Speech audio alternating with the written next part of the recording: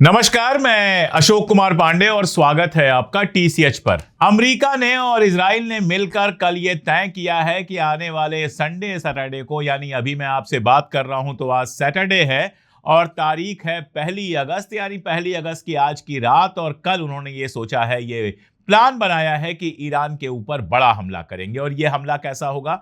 इस हमले में उनका कहना है कि सिविलियन फैसिलिटीज के ऊपर हमला करेंगे। तेहरान में लाइट चली जाएगी, बाकी जगहों पर लाइट चली जाएगी, जो एनर्जी का पूरा स्ट्रक्चर है उसके ऊपर हमला करेंगे। ये सब प्लान है अभी। अब ये रात में पता चलेगा कि ये प्लान लागू होता है या एक बार फिर ट्रंप पीछे हटता है। दरअसल मैं आपको पहले बता चुका हूं कि ट्रंप बेहद परेशान है। उसकी आर्मी उसको साफ साफ बता चुकी है कि ईरान के ऊपर हमारा कोई बस नहीं चल रहा। हम कितने भी बम गिरा रहे हैं, हम कितने भी हमले कर रहे हैं, हम स्ट्रेट ऑफ होर्मुज को खाली नहीं करवा पा रहे। हम कुछ भी कर ले रहे हैं, ईरान को झुकाने में कहीं से कामयाब नहीं हो रहे हैं। और इसी वजह से नेतन्याहू और ट्रंप दोनों की हालत खराब है। वैसे आप मजेदार चीज देखिए, जंग थी नेतन्याहू की, परेशानी थी नेतन्याहू की, लेकिन नेतन्याहू ने ट्रंप को ऐसा फंसाया है कि अमेरिका इसके चक्कर में लगा हुआ है। अमेरिका बुरी तरह से परेशान है। अमेरिका ईरान में लगातार मार खा रहा है। ईरान के हमलों में अमेरिका के सैनिक मारे जा रहे हैं, घायल हो रहे हैं, अमेरिका के अड्डे तबाह हो रहे हैं। और नेतन्याहू अपनी कुर्सी पर आराम से पैर पे पैर रखकर अमेरिका को बता रहा है कि क्या करना है और क्या नहीं करना है। ईरान ने भी बहुत साफ किया है कि अगर इस तरह का हमला होता है तो जाहिर है वो पलटकर हमला करेगा।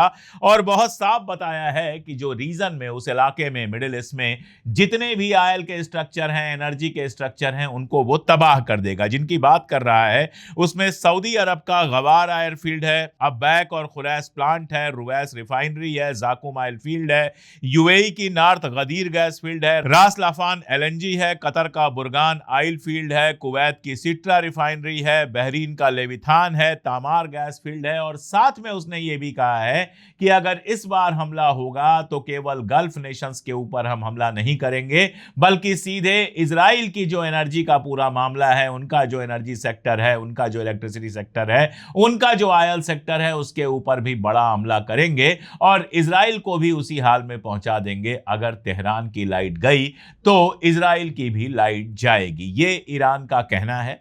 और कुल मिलाजुलाकर ये आप तय मानिए कि अगर अमेरिका आज की रात हमला करता है तो फिर यह लड़ाई उतनी ही बड़ी लड़ाई हो जाएगी, बल्कि उससे भी बड़ी लड़ाई हो जाएगी सीज फायर के पहले जिस तरह की लड़ाई चल रही थी। अभी अगर आप देखें तो अमेरिका में एक मजेदार चीज हुई है। अमेरिका के 7 अलग अलग राज्यों में, स्टेट्स में जो वाटर सप्लाई सिस्टम है उसके ऊपर साइबर हमला हुआ है।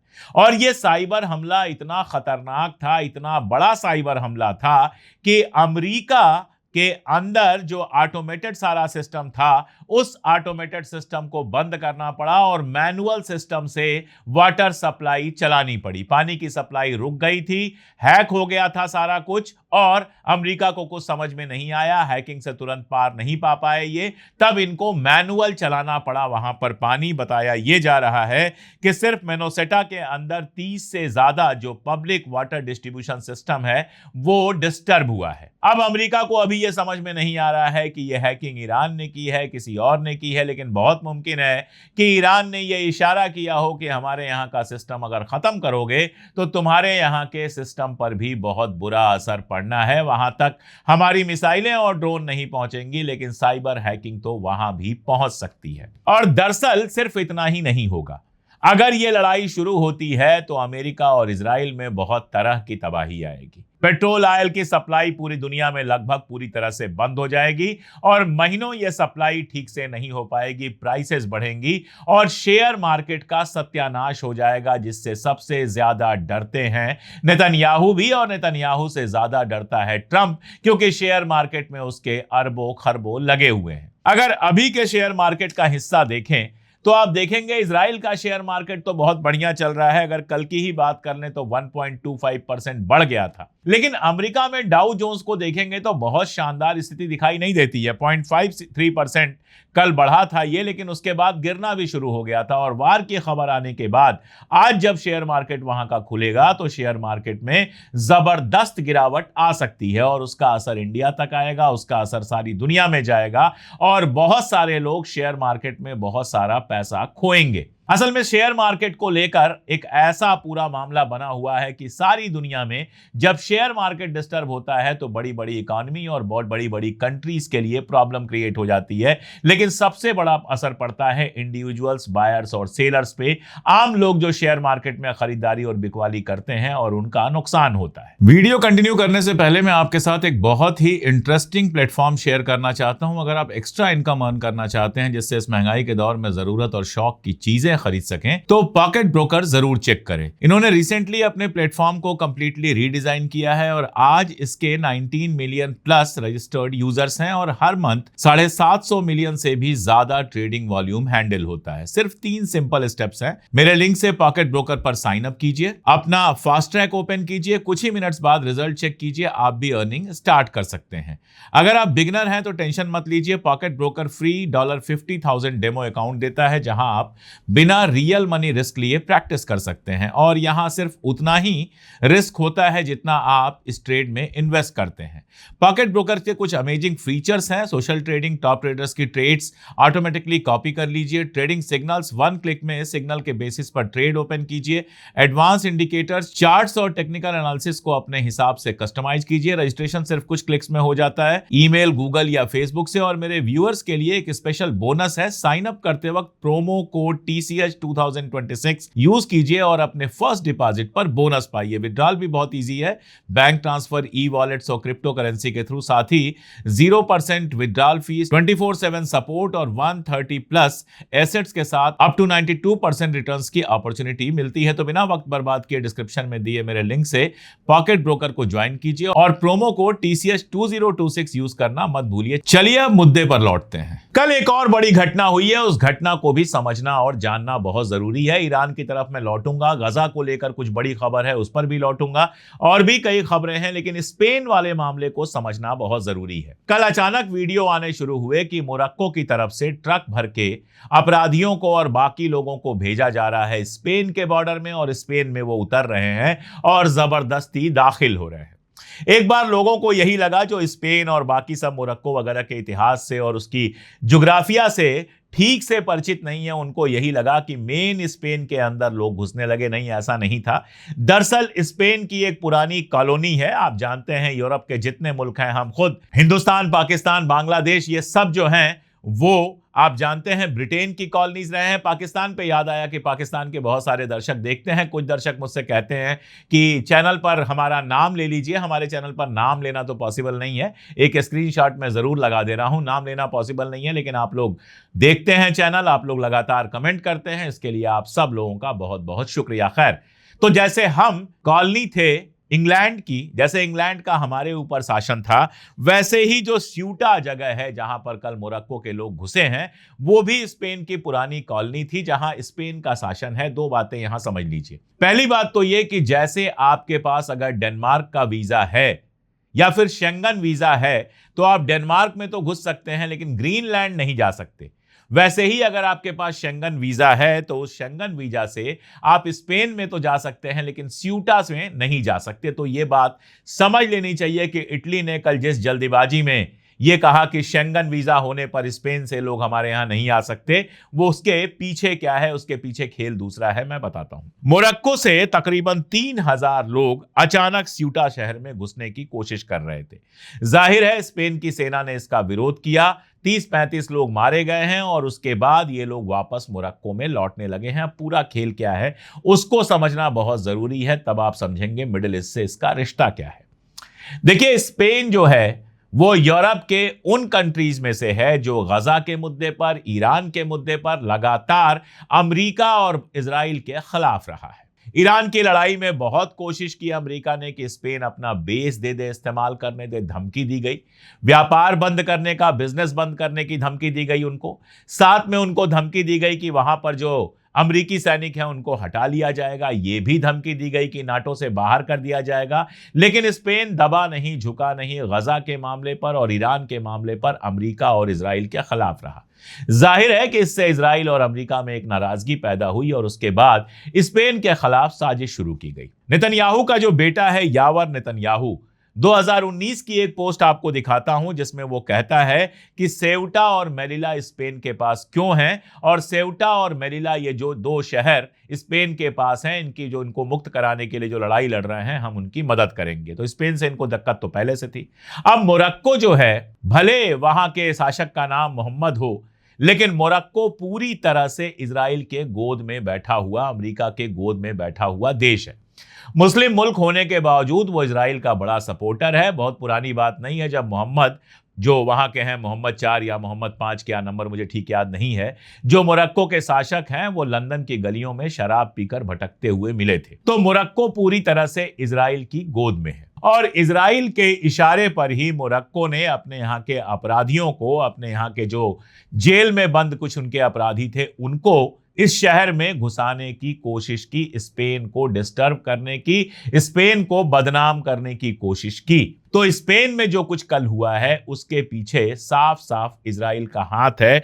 कल आप देखेंगे कि इजराइल के यूएन में जो राजदूत हैं डैनी डेनन, उन्होंने स्पेन पर निशाना बनाया कि स्पेन इजराइल को नसीहत देता है, लेकिन सेउटा में इमरजेंसी क्यों उसको घोषित करनी पड़ी है? इसलिए घोषित करनी पड़ी है क्योंकि सेउटा में आपने बदमाशी करने की कोशिश की। सवाल यह भी पूछा कि स्पेन अफ्रीका में सेउटा और मेलिला पर अब भी अपना कंट्रोल क्यों रखता है? तो पूछना यह चाहिए कि इजराइल किस हक से गजा पर कंट्रोल करता है, और यूरोप के तमाम मुल्क इस तरह के छोटे छोटे इलाकों में अपना कब्जा क्यों रखते हैं? अमेरिका ऐसे कई छोटे इलाकों में अपना कब्जा क्यों रखता है? डैनी डेनन को जवाब दिया स्पेन के मंत्री ऑस्कर पुएंते ने। उन्होंने कहा कि अब सब कुछ क्लियर होता जा रहा है कि इसके पीछे कौन था। तो स्पेन में जो कुछ हुआ है उसके पीछे ईरान और गजा का मामला है, इसीलिए स्पेन पर बात करना मुझे जरूरी लगा और मैंने बात की। अब आप ये देखिए कि अगर हमला होता है तो क्या होगा। मैंने आपको बताया कि अगर हमला करता है अमेरिका और इजराइल, अगर हमला करते हैं, तो मेरे लिए यह बड़ा सवाल नहीं है कि ईरान कैसा जवाब देता है। सब जानते हैं ईरान कैसा जवाब देगा और लड़ाई बड़ी हो जाएगी। मेरे लिए सवाल यह है कि ईरान केवल खाड़ी देशों पर हमला करेगा या कुछ और देश इस चपेटे में आएंगे। मैं ये क्यों कह रहा हूं? क्योंकि 2 दिन पहले अराक्ची ने बाकायदा एक बयान जारी किया, साइप्रस को लेटर लिखा, बुल्गारिया को लेटर लिखा और कुछ और कंट्रीज को यह लेटर लिखा कि आपके बेसिस का इस्तेमाल हमारी जमीन पर हमले के लिए हो रहा है और ये अच्छी बात नहीं है। जाहिर सी बात है कि ये एक धमकी है कि अगर इन इलाकों में इनके जमीन और आसमान का इस्तेमाल ईरान पर हमले के लिए हुआ तो ईरान बुल्गारिया को भी निशाना बना सकता है, साइप्रस को भी निशाना बना सकता है और निशाने और आगे तक जा सकते हैं। यूक्रेन रशिया की लड़ाई चल रही है। यूक्रेन ने ईरान के एक जहाज के ऊपर अटैक किया था। ईरान ने कहा था हम पलट के अटैक करेंगे। उसके बाद यूक्रेन ने माफी मांग ली थी। लेकिन अगर यह लड़ाई इतनी बड़ी होती है कि यूरोप तक पहुंचती है, साइप्रस और बुल्गारिया भी इसके चपेट में आते हैं, तो फिर इसका मानी बहुत सीधा होगा कि यह एक छोटे मोटे विश्व युद्ध या जिसको आलमी जंग कहते हैं, वर्ल्ड वार कहते हैं, उसकी तरफ बढ़ना शुरू हो जाएगा। अब ट्रंप के आसपास जो लोग बैठे हैं उनमें से कुछ तो सेन होंगे, कुछ के पास तो दिमाग होगा। अगर वो ट्रंप को समझा पाते हैं तब तो ठीक, लेकिन अगर ट्रंप को नहीं समझा पाते हैं तो इजराइल के चक्कर में ट्रंप होर्मुज की खाड़ी में अमेरिका के पूरी हेजीमनी को, अमेरिका की पूरी समृद्धि को वैसे ही डुबो देगा जैसे इंग्लैंड ने कभी अपनी हेजीमनी को स्वेज कैनाल में डुबो दिया था। एक बात बहुत साफ है कि अब यह लड़ाई अगर इस तरह की होती है तो 2 ही सूरतों में रुकेगी।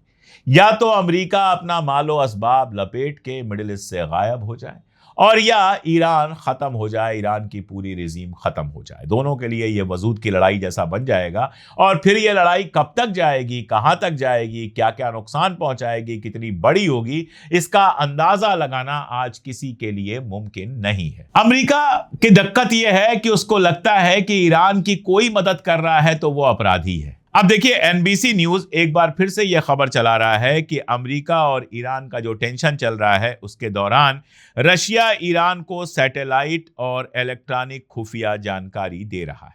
अब देखिए, रशिया आपका दुश्मन है, रशिया ईरान का दुश्मन तो नहीं है। अगर आपको तमाम मुल्क, तमाम यूरोप के मुल्क अगर आपको मदद कर रहे हैं, अगर इंडिया जैसा मुल्क यह खबर आती है कि लगातार इजराइल को हथियार बेच रहा है, भेज रहा है, तो फिर रशिया अगर ईरान की मदद कर रहा है तो दिक्कत क्या है? दिक्कत मैं आपको बताता हूं, ये खबरें क्यों चल रही हैं ये मैं आपको बताता हूं। रशिया को लेकर लगातार प्रेशर बनाया जा रहा है अमेरिका में, यूरोप में, सारी जगहों पर कि जितना सैंक्शन हो सके उतना करो। सब मिलकर यूक्रेन को हथियार दे रहे हैं, सब मिलकर यूक्रेन को पैसा दे रहे हैं, सब मिलकर यूक्रेन को हर तरह की इमदाद अवेलेबल करा रहे हैं। मैं फिनलैंड में गया था तो पता चला वहां पूरा एक कैंप बना हुआ है जहां यूक्रेन से आए हुए लोग रहते हैं और फिनलैंड की गवर्नमेंट उनका खाना पीना रहना और बाकी सब कर रही है।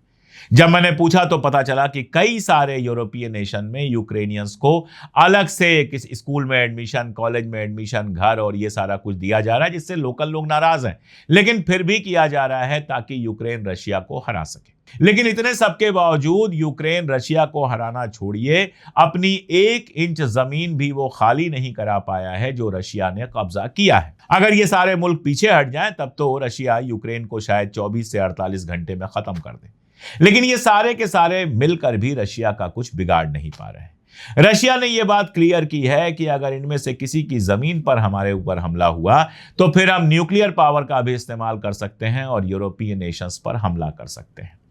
अमेरिका में लगातार ट्रंप को यह भड़काया जा रहा है, एक पूरी लॉबी भड़का रही है कि रशिया के ऊपर अटैक करना शुरू करो। अब आप फर्ज कीजिए कि इस तरह की जो खबरें चलाई जा रही हैं कि ईरान को रशिया ये दे रहा है, ईरान को चाइना ये दे रहा है, सब जानते हैं कि रशिया और चाइना चाहेंगे कि ईरान अपने वजूद में बना रहे और उसके लिए मदद करेंगे। सब जानते हैं कि कैस्पियन सागर के रूट से रशिया और ईरान के बीच में बिजनेस होता है। यह कोई ऐसी बड़ी बात नहीं है जो किसी को ना पता हो। अब फर्ज आप ये कीजिए कि ट्रंप इस ट्रैप में फंसता है और अटैक कर देता है, सीधे अटैक करता है रशिया के ऊपर, या रशिया से सीधी लड़ाई लड़ना शुरू करता है। इसका मतलब क्या होगा? रशिया अमेरिका को निशाना बनाएगा, रशिया निशाना बनाएगा यूरोप के मुल्कों को। इधर ईरान के साथ लड़ाई चल रही है, ईरान हमला करेगा उन सारे मुल्कों पे जो अमेरिका और इजराइल की मदद कर रहे हैं। इधर बाकी सारी चीजें शुरू होंगी, कौन जाने नॉर्थ कोरिया भी इसमें हिस्सा लेना शुरू कर दे, और उसके बाद जो कुछ होगा, अगर वो आलमी जंग नहीं होगी, अगर वो वर्ल्ड वार नहीं होगा तो क्या होगा? तो दरअसल चाहे एनबीसी की न्यूज हो, चाहे इस तरह की जो खबरें छप रही हैं या इस तरह की जो बातें हो रही हैं, वो सारी बातें इसीलिए हैं कि अमेरिका को और ज्यादा जंग में झोंका जाए, और अमेरिका अगर और ज्यादा जंग में खुद को झोंकेगा, ईरान में ही ऐसा फंसा है कि निकल नहीं पा रहा, तो आप ये समझिए कि अमेरिका के बर्बादी के दिन धीरे धीरे नजदीक आना शुरू हो जाएंगे। इसके अलावा जो खबर है वो गजा से एक बड़ी खबर है। गजा में ये कहा गया, ये खबर आई, ट्रंप ने कहा कि हमास के लोग अपना हथियार छोड़ने को तैयार हैं। मैंने यह खबर पढ़ी, सुनी, अपने यहां कोट भी की, लेकिन इस पर ज्यादा बात नहीं की, क्योंकि हमास का जब तक रिएक्शन नहीं आ जाता तब तक इस पर बात करने का कोई खास मानी था नहीं। अब हमास का रिएक्शन आया है और हमास का यह कहना है कि अगर हम हथियार छोड़ते हैं, और हम हथियार छोड़ने को तैयार हैं, जो आप एनसीएजी जो आपने बनाया है, national committee for administration of Gaza, उसको हम एडमिनिस्ट्रेशन देने को भी तैयार हैं, लेकिन शर्त एक है कि इजराइल को भी सीज फायर के दौरान जो शर्त उसने मानी थी उसका पालन करना होगा और अपनी आर्मी को गजा से हटाना होगा। अब आप याद कीजिए कि अमेरिका जाने से पहले नेतन्याहू ने कहा था, मैंने अपने वीडियो में बताया था, कि अमेरिका चाहता है कि हम गजा, सीरिया, लेबनान, हर जगह से अपनी आर्मी को हटा लें। यही वाला मामला था। अमेरिका ये जानता था कि गजा में हमास अपने हथियार छोड़ने को तो तैयार है, लेकिन इसकी शर्त यही होगी कि इजराइल वहां से हटे। जब तक आईडीएफ या इजराइल की आर्मी गजा के अंदर है तब तक हमास हथियार नहीं छोड़ेगा। और अगर लीगैलिटी की बात करें, कानून की बात करें, तो भी यही सही है, क्योंकि समझौता हुआ था, सीज फायर हुआ था। सीज फायर में यह शर्त तय हुई थी कि नेतन्याहू धीरे धीरे अपनी आर्मी को पीछे हटाएगा, लेकिन अभी तक कोई आर्मी पीछे हटा ही नहीं गई।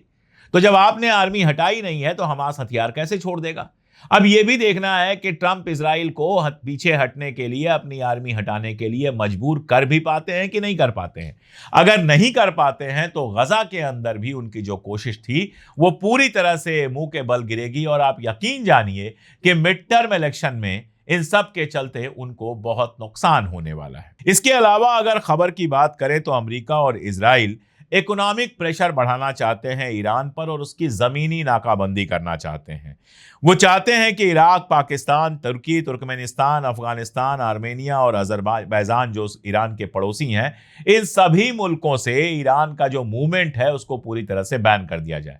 यानी जमीन के रास्ते ईरान बाहर ना निकल पाए, ईरान की पूरी नाकाबंदी हो जाए। अब ये सारे मुल्क अगर इस बात के लिए तैयार होते हैं तो ये सीधे सीधे ईरान को दुश्मन बनाएंगे। ईरान को ये दुश्मन बनाना चाहते हैं कि नहीं बनाना चाहते हैं, ये देखने वाली बात होगी। अभी तो हालत यह है कि होर्मुज बंद है और अमेरिका का ऑयल स्टॉक जो है वो खतरनाक रूप से लोवेस्ट लेवल पर आ गया है। और उसके बाद ये कहानी होनी है कि वहां पे न केवल गैस की कीमत बहुत तेजी से बढ़ने लगेगी, बल्कि गैस के स्टेशन सूखने लगेंगे और अमेरिका में बड़ा बवाल हो सकता है अगर लोगों को अपनी गाड़ियों के लिए गैस नहीं मिलेगी। अगर हूथी की बात देखें तो कहा जा रहा है कि सऊदी अरब बड़े जमीनी ऑपरेशन की तैयारी कर रहा है। हूथी ने कहा है कि अगर जमीनी ऑपरेशन करेगा तो जो आपके पड़ोसी और सहयोगी हैं जो सऊदी अरब को हेल्प कर रहे हैं, वो भी सऊदी अरब को नहीं बचा पाएंगे और हम भी सऊदी अरब के अंदर घुस के बवाल करेंगे। तो आप ये समझिए कि चारों तरफ आग लगी हुई है। अगर ईरान की जमीन पर पैर रखेंगे तो ईरान कुवैत और बहरीन में पैर रखेगा।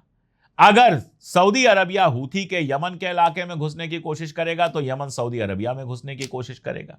अगर ईरान की जमीनी नाकाबंदी होगी तो कुछ और मुल्कों पे बमबारी होगी, और अगर ईरान पर बमबारी होगी तो ईरान किस पर बमबारी करेगा कोई नहीं जानता। यही वजह है कि फिलहाल उम्मीद की कोई रोशनी दिख नहीं रही। बातचीत कहीं जाती हुई, बातचीत कहीं होती हुई भी नहीं दिख रही। जाएगी तो तब जब होगी। और अगर ट्रंप अपना जो ये धमकी उसकी है उसको पूरा करता है तो आप समझिए कि अगले कुछ दिन, कुछ महीने दुनिया के लिए बेहद खतरनाक होंगे। तो अभी तक की ये खबरें हैं और आगे जो कुछ जैसे जैसे होगा मैं लगातार अपडेट करता रहूंगा। जुड़े रहिए हमारे साथ, देखते रहिए हमारे वीडियोस, और अगर चैनल को अब तक सब्सक्राइब ना किया हो तो सब्सक्राइब जरूर कर लीजिए। आज के लिए इतना ही, बहुत शुक्रिया।